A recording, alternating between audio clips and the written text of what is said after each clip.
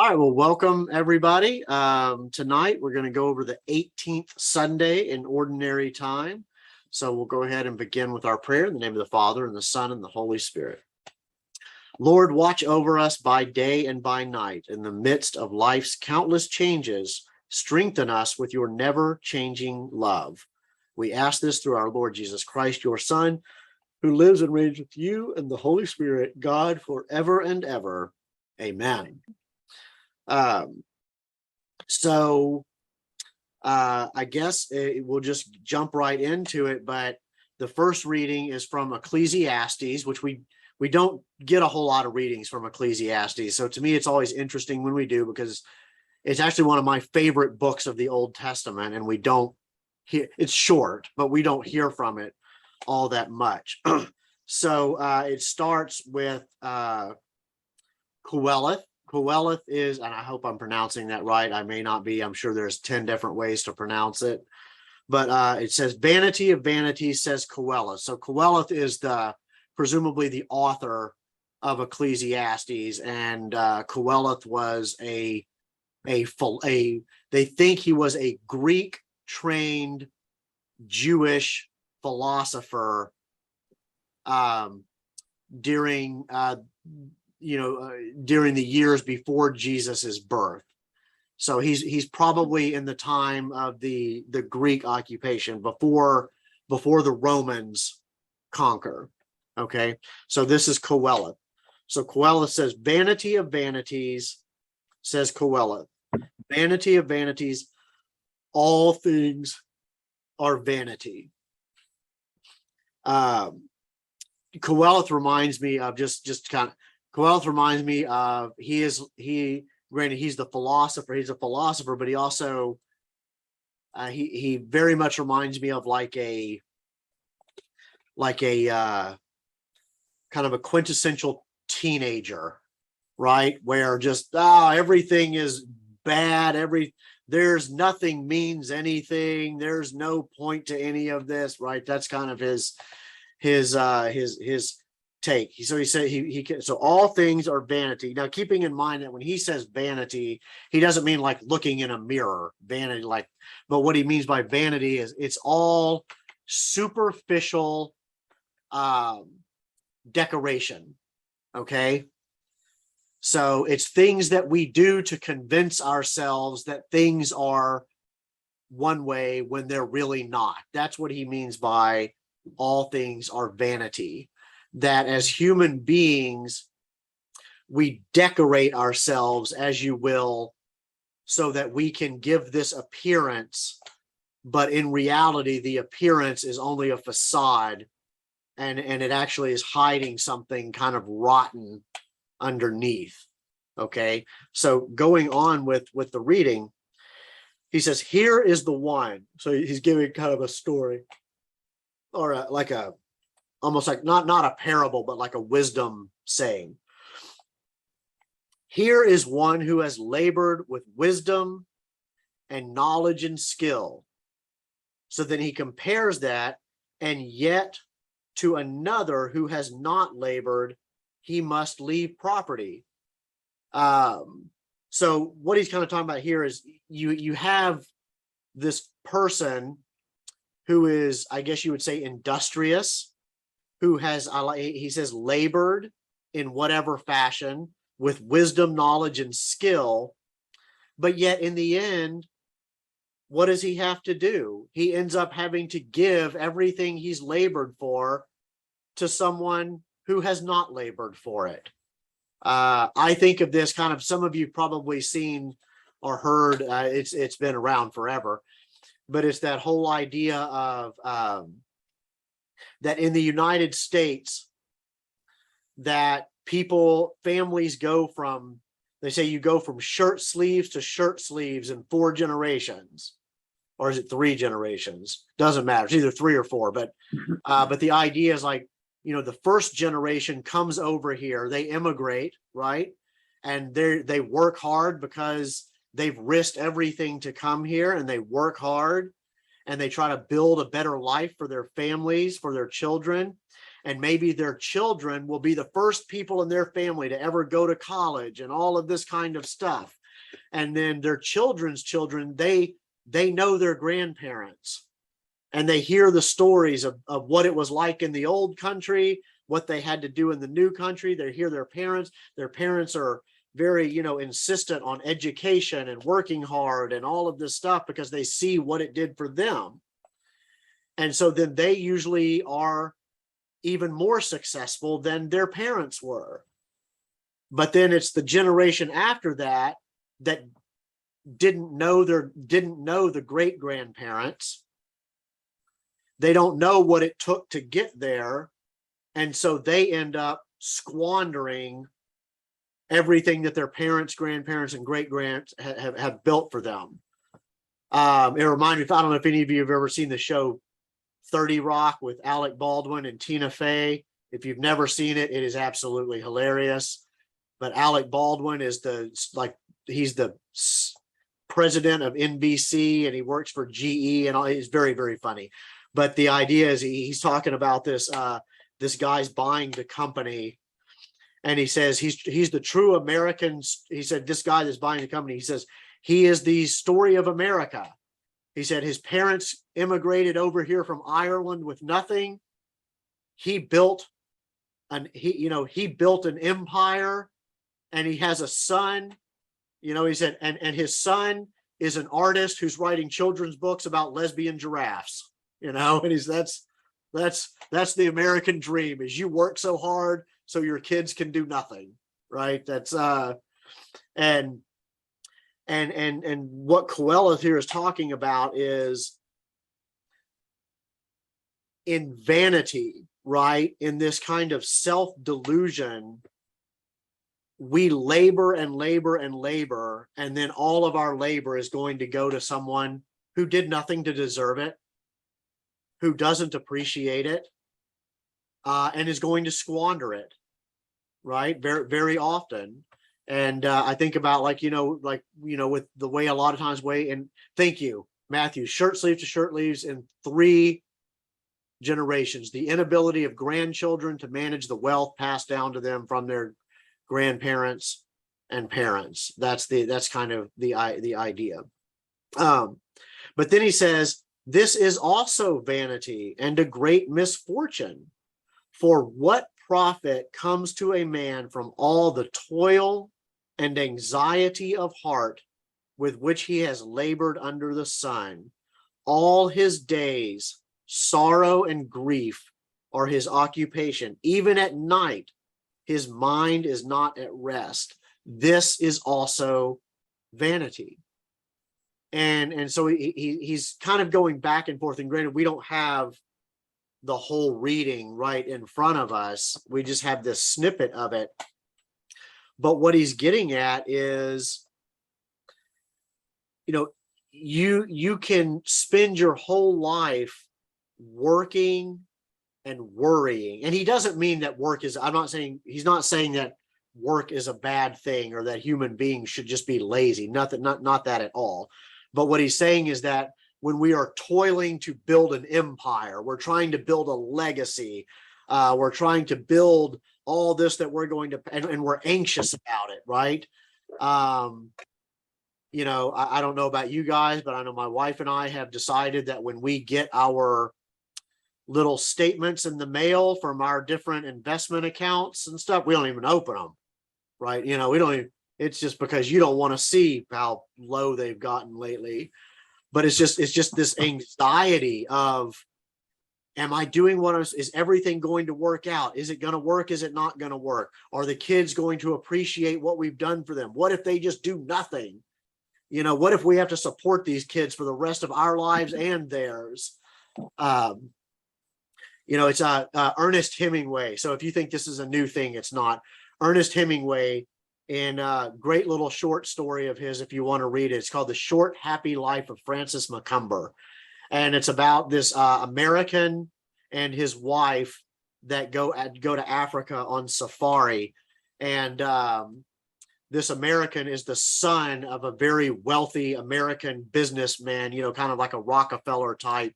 in the early 1900s. And the guy that is the safari guide, and this is who the story is being told from his vantage point, the safari guide describes him as being the quintessential great American man-child, where he is a 35-year-old man that still behaves like a 14-year-old boy. Right. And so if you think that perpetual adolescence is a new thing, it's not. That I guess even Ernest Hemingway recognized that. But the idea that Coeleth, what he's getting at is, what does all that worry and anxiety get you? It gets you nothing. He says all his days are sorrow and in grief, his occupation, even at night. His mind is not at rest. But then he follows that up and says, this is also vanity. Why? Because if we read the rest of the passage, what he's talking about is our trust, our hope should be in God. Our focus should be in the things of God, in growing in virtue and a relationship with God. And that's where he said all of these other things will kind of fall into place if we do that. But if not, you spent your whole life worrying about this. And what did it get you? It got you just as dead as everyone else, right? It's, you work 90 hours a week for for your whole life. And again, what did it get you? It got you dead, just like everyone else. You lived in a mansion, and guess what? You died. And do you live in that mansion now? No. I don't know, unless you wrote a really weird will, right? And said, I want to be buried under the floor in the foyer, right? I want my tomb like St. Peter. I want it right there. Every time somebody walks across there, I want them to know that that's me. But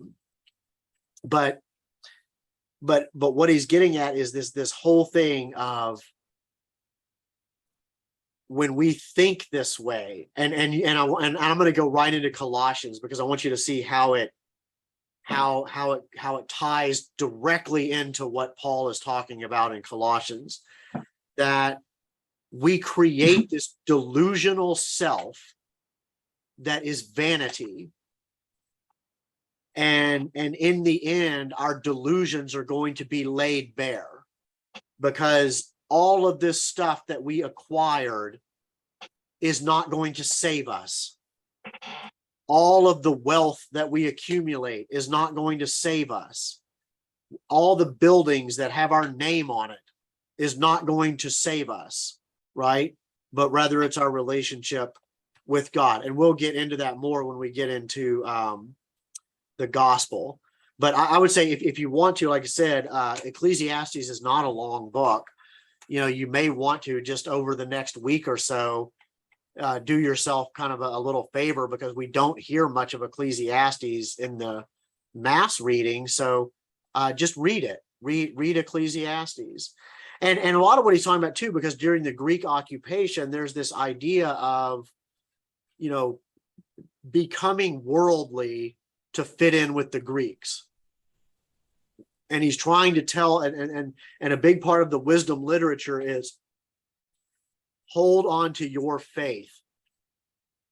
Don't let go of your faith to try to fit in with a society that doesn't value the things that we value, because in the end, it is your faith in God that is going to bring you to the bosom of Abraham. It's not whether or not you were thought well of by the Greeks, right? So again, just something to kind of think about. Okay, anybody got any questions, thoughts, comments, anything you want to share? Okay, before we'll just jump right into Colossians then. Okay, so Coeleth is very pessimistic, and this is pre-Christ. So now we look at Colossians, which is now post-resurrection, post-Pentecost, right?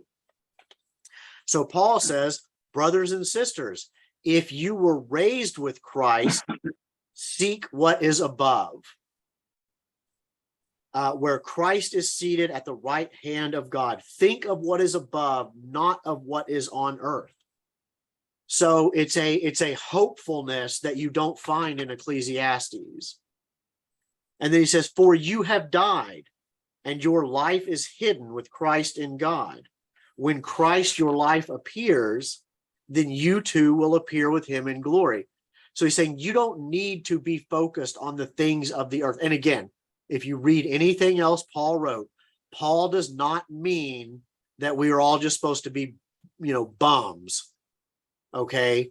But what he means is the things that the earth values, the things that that worldly people see as the greatest goods in life, or the most important things in life, Paul is saying those are things you really don't need to be concerned with, because they're not going to get you anywhere. What you need to be concerned with is that you have died to Christ and have risen with Christ. That's what you need to be concerned with. And then everything else falls into place.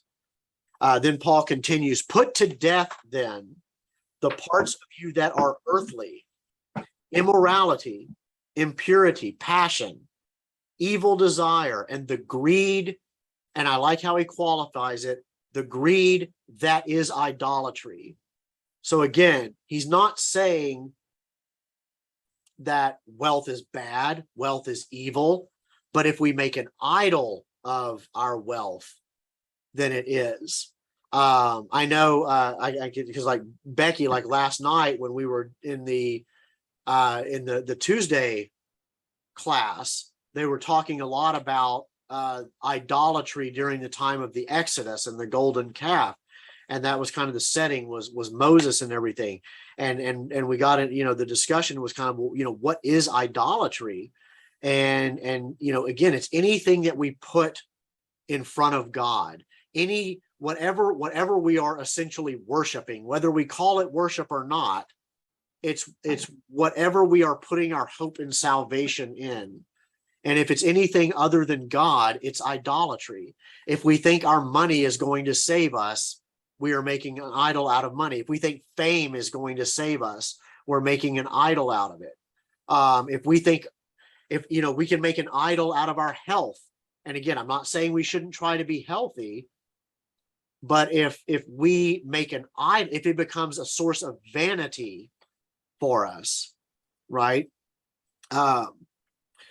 Which is, I don't know if you guys, as I get older, I have realized as I get older, I realize the older I get, the younger everyone else looks, one. And I've also realized that the older that I get, the more I am getting, I can't really tell the difference between anyone from about the age of 17 to about 26, all look the same to me. That I'm getting very bad at discerning people's ages. And then it's also coming to terms with that you are not in your 20s anymore. And so letting go of that vanity, right? And again, that's not the same thing as saying I'm going to stay healthy because our bodies is a temple and we honor it by living a healthy, but not making an idol out of our physical appearance. And I've also realized there is nothing sadder than people as they get older that still want to try to act like they are 20 and still want to, somebody that's in their 40s that's still trying to dress and behave like a teenager. That's just sad. So I don't know if any of you come into contact with any of this. Sometimes, maybe. So, okay. But then, that's kind of this idolatry Paul is talking about. So, and he's saying we need to put these things to death. So when he's saying the things that are earthly things is not an honest day's work. That's not an earthly thing. An earthly thing is not providing for your family. It's not loving your neighbor. The earthly things are the immorality, the sinful things, immorality, impurity, passion, evil desire, and idolatrous greed. And then he says, stop lying to one another, since you have taken off the old self with its practices and have put on the new self, which is being renewed for knowledge in the image of its creator. So he's saying, once we are baptized into Christ, once we are brought into this, God is constantly remaking us more and more into an image of Christ. Okay, we are to be made in the image and likeness of God, and God is constantly working on us in that sense, if we allow, which hopefully we are. And that part of that remaking of ourselves is letting go of these old things that we once did and accepting who we are in our new life. And that can also be very, very difficult. So I would say, I don't know how many of you remember the old, was it Bryan Adams, sang the song "The Summer of '69"? Some of you, was it Bryan Adams? Okay. And he talks about it, and I don't know how old he was when he wrote that song, but when he's singing that song, he says, he remembers back to his buddies in high school when they had a band, and he says, those were the best days of my life. And I get what he's saying, because a lot of times we look back fondly at these times. We had no real responsibility. No one really wanted or expected too much out of us. We could just kind of do what we wanted. And we were young enough that if we did something stupid, we usually recovered pretty quickly, right? Nowadays, I feel like if you do something stupid, it takes days, if not weeks, to recover from it, right? I'm thinking about doing things like, showing off to my kids that I can still walk on my hands across the room or something, or I can still do a backflip, and I may do it, but I 3 days later, I'm still feeling that I did it, right? And I'm still not able to stand up completely straight or something. So the idea is that we put off the old self with these worldly practices, and we put on the new self, and we are remade in the image of God. And he says, when we do that, there is no more Greek or Jew, circumcision and uncircumcision, barbarian, Scythian, slave, free, but Christ is all in all. So once we put on God, we realize that these divisions disappear. And when these divisions start to disappear, we start to see not only the Christ that's in ourselves, but we start to see the Christ in everyone else. And that is, to me, like that is the juxtaposition against what Coeleth is saying in Ecclesiastes. Vanity of vanities, all is vanity. Yes, it is, if you're living that worldly life. But here Paul is saying, put on Christ, and then there is no Greek or Jew. There is only Christ that is all in all. And we will appear with him in glory. Okay, so any questions, comments, thoughts about that? You kind of see where this is all going, hopefully. It's all right, so then you get into Luke. And Luke, I really like this reading.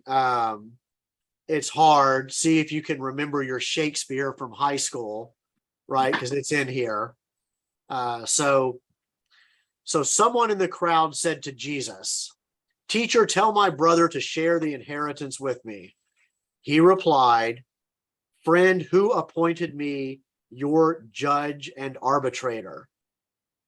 Then he said to the crowd, "Take care to guard against all greed, for though one may be rich, one's life does not consist of possessions."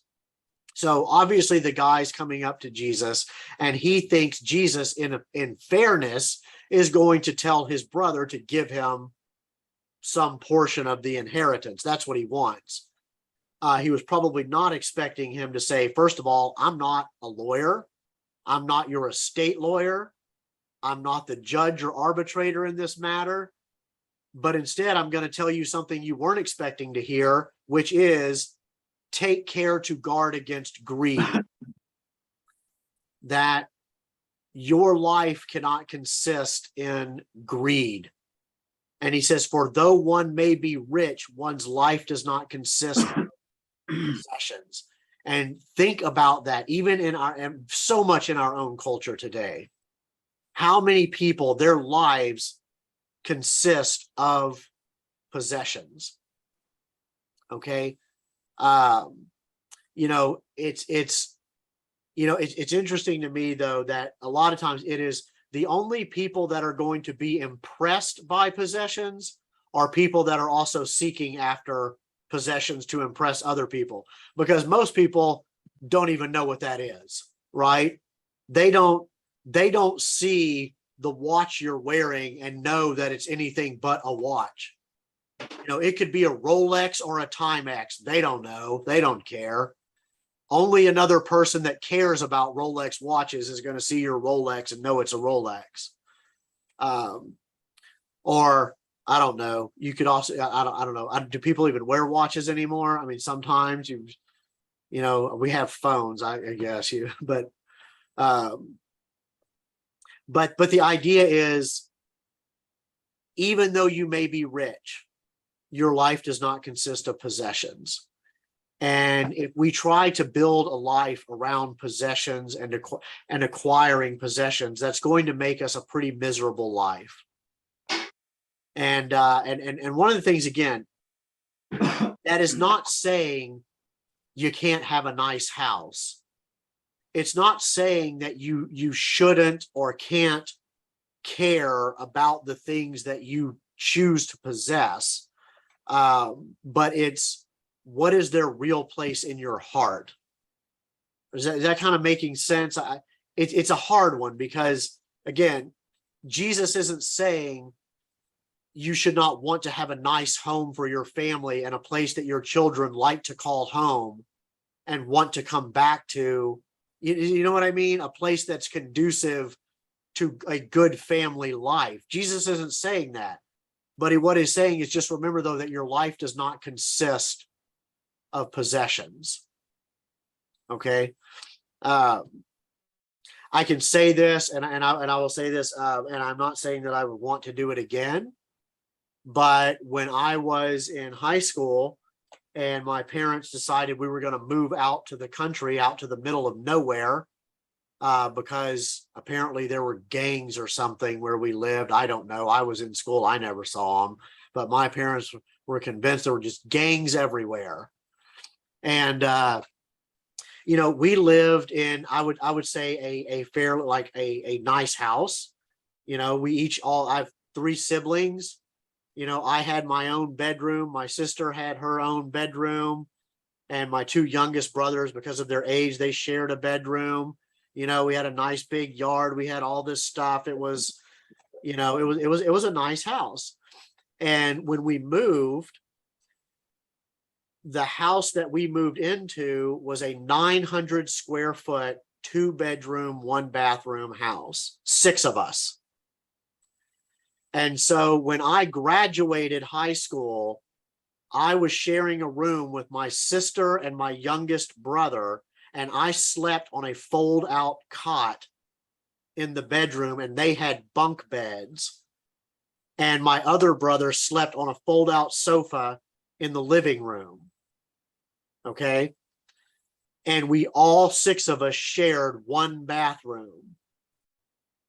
And, but you know what? We all of us kids talk about, that was some of our happiest times as kids living in that house, because we spent so much time outside, because there was nowhere to be in the house. So we were just outside.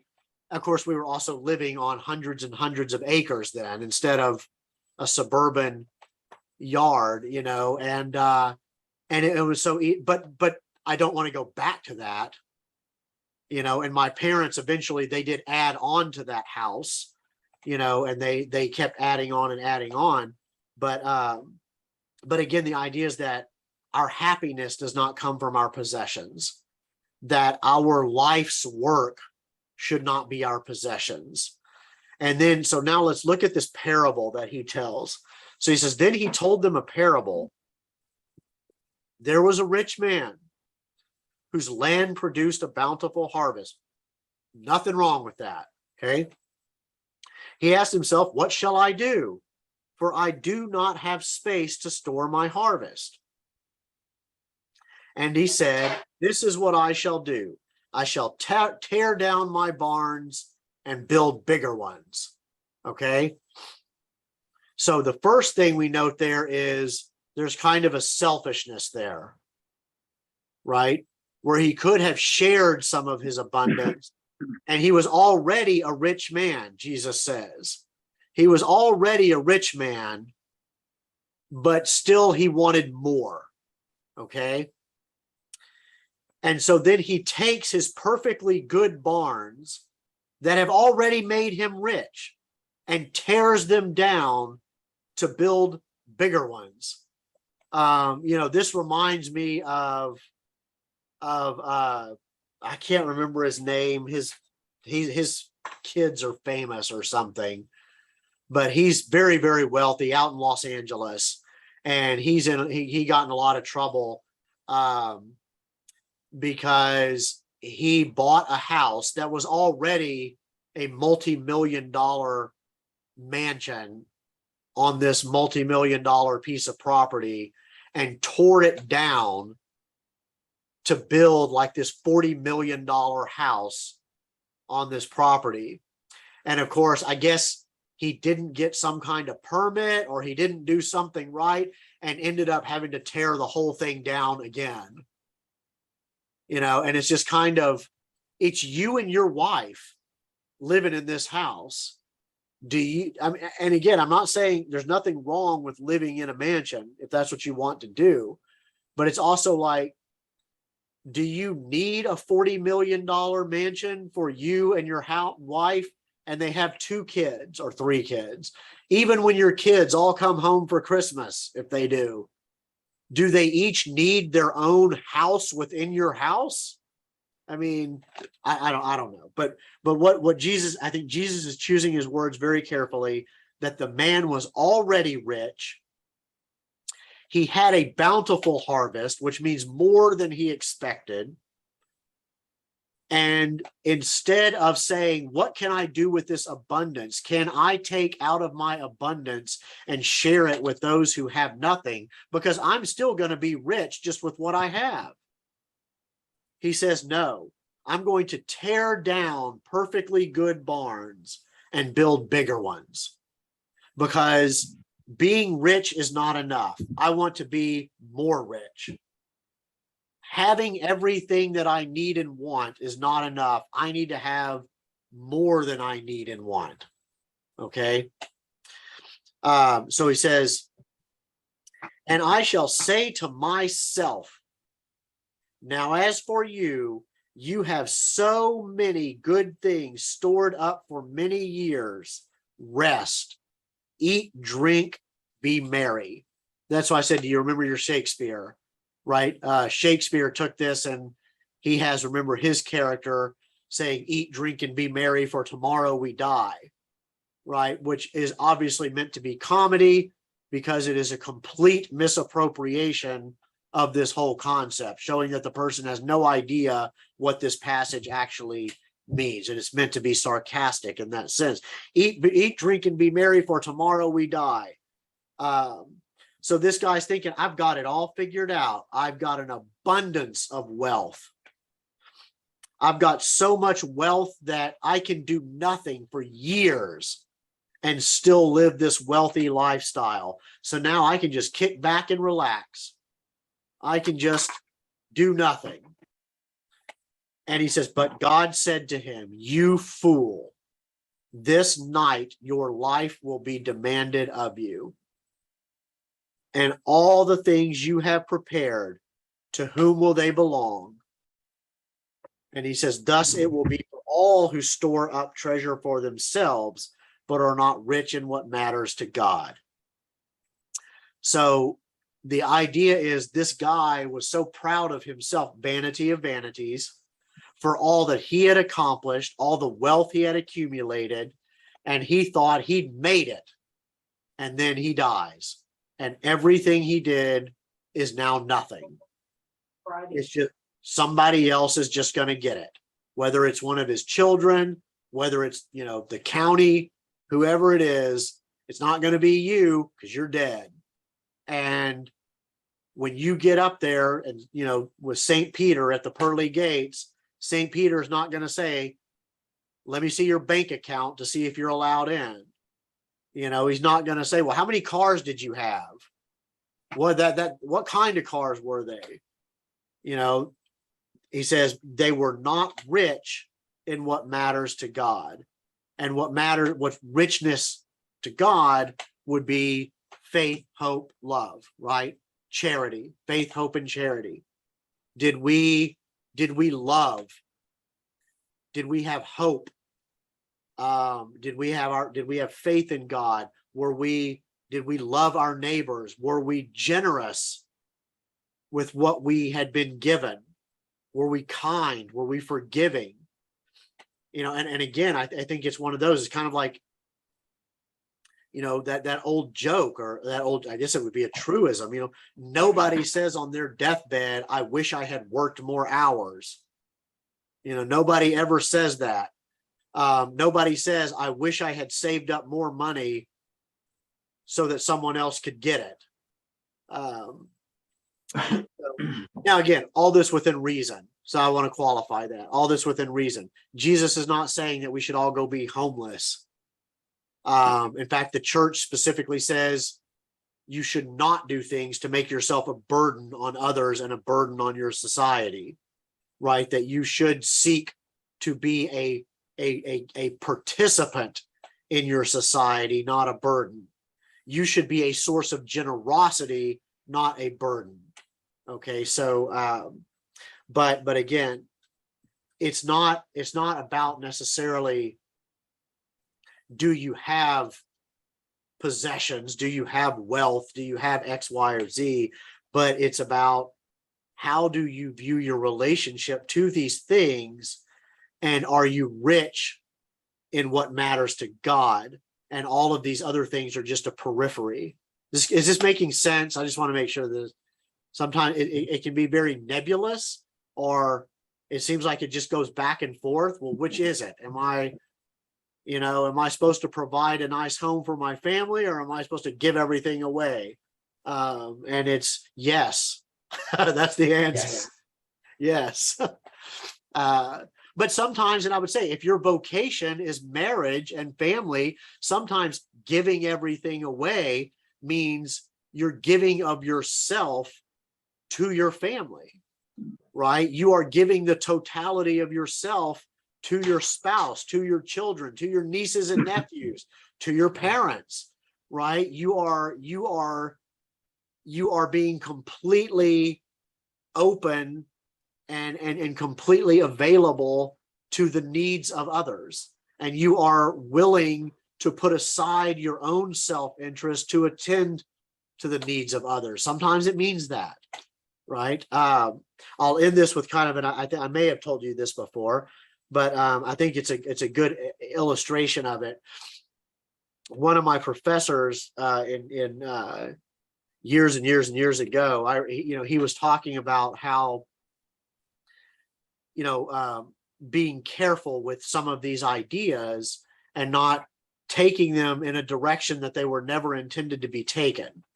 And he used the example of, he said when he was growing up, as he got older, as an older child and teenager, he realized that on the one hand, like he said, his mother had a set of dishes that they hardly ever used. And sometimes you think, what a waste to have these dishes.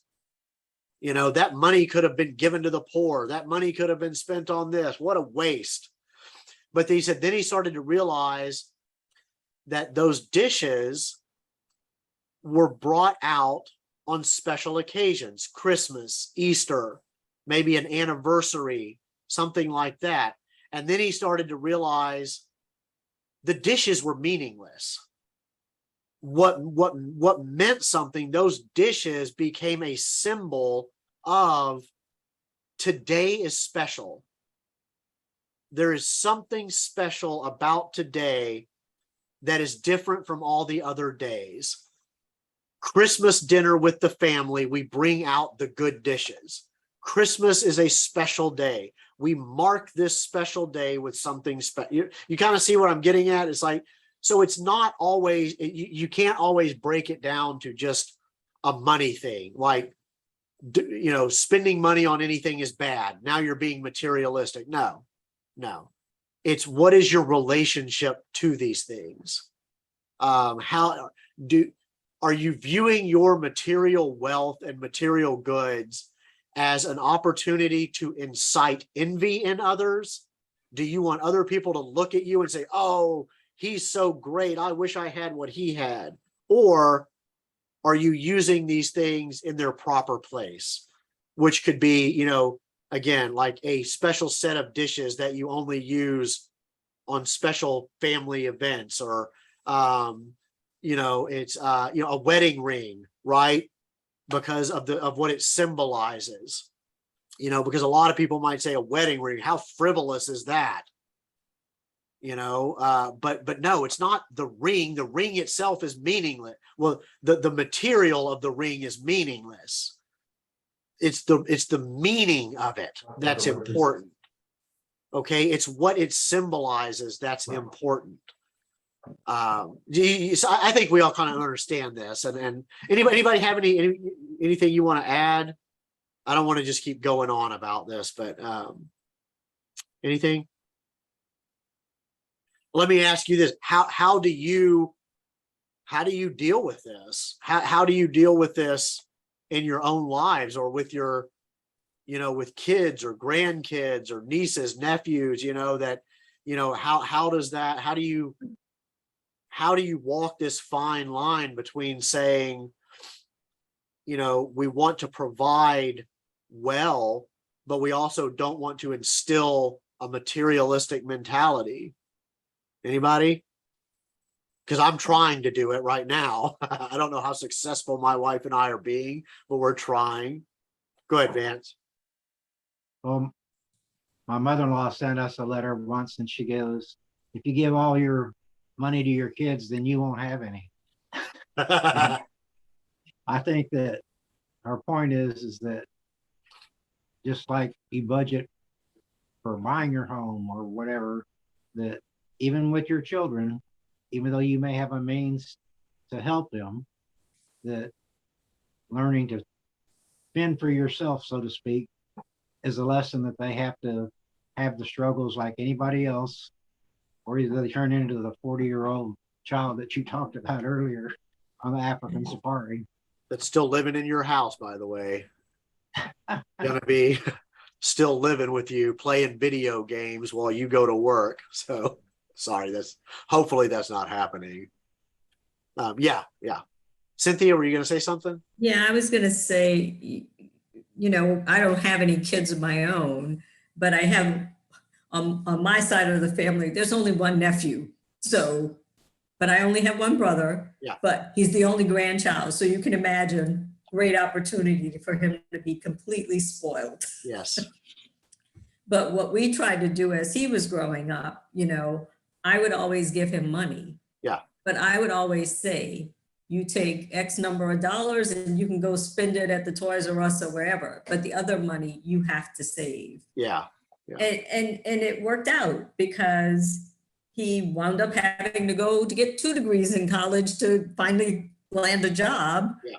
But he almost made it through college without having any debt. So I think over time, he realized the value of saving. I'm not necessarily the best model for that, but my brother is a good model for him. But I think you can do things. And then the other thing I was going to say, you talk about, the small houses. My mother's family, she came from a family of 9. And they grew up in a very small house with 9 kids, but luckily they were spanned out over a large number of years. So some were leaving as some were coming. But anyway, I remember as a kid, it was a small house in Dickinson. And once the kids started getting married and I started having all these cousins, for like a big holiday for Christmas or whatever, we would all be in that one house. And it's like some of the best memories ever. Yeah. Yeah. It's, you know, the kitchen, well, you might fit 3 people in the kitchen, but we'd have 6 in there. It was just a great time. So you're right. It kind of forces you to kind of be there with your family. And my one other thought, when you talk about, you know, when you have things and how you look at them and what you do with them. So I know I have some family members, you know, and they've done well for themselves. But the things that I will always remember is how they open those homes and it's like, come, eat, drink, be merry with me. Right. And it was never, oh, don't touch that because it's, you know, they have nice things, but it was just come and be with us. And yeah. And I say that because one of those people who's really dear to me, I just got the message that he passed away today, Oh. but, you know, great memories. Thank you. Anything else? I will say, just real quick, you know, going off a little bit of what Cynthia was kind of saying. It's like, I think one of the great lessons that my grandfather on my mom's side gave us is one summer, I think I was probably 13 or 14. And he said, you know, they lived a block and a half away from us. And he said, you know, he invited all of us, the cousins, all of the grandkids. So there were 7 of us. And he said, anybody that wants to, you can come work for me for the summer. And they owned, they had their house was in a neighborhood, but they owned the 40 acres of land behind their house. And so there's always something to do. And he said, come work for me for the summer. I'll pay you. And so we all did. And at the end of the summer, he said, I'll make you a deal. If you want, I have your money right here. You can have it. He said, or you let me keep it.